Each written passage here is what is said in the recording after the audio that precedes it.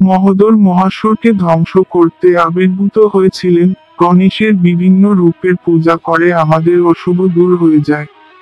এই মুহূর্তে গণেশ উৎসব চলছে এবং এই দিনগুলিতে করা বিশেষ গণেশ পূজা পরিবারে সুখ ও শান্তি বজায় রাখে এমন বিশ্বাস আছে। শাস্ত্র অনুসারে ভগবান বিষ্ণু এবং ভগবান শিবের মতো ভগবান গণেশও বিভিন্ন অবতার গ্রহণ করেছেন। এই অবতাররা আমাদের মন্দের প্রতীক রাক্ষসদের পরাজিত করেছিল। উজ্জয়নের জ্যোতিষী পণ্ডিত মনীষ শর্মার মতে ভগবান গণেশ বিকট, মহোদর, বিঘ্নেশ্বরের মতো অবতার গ্রহণ করেছেন।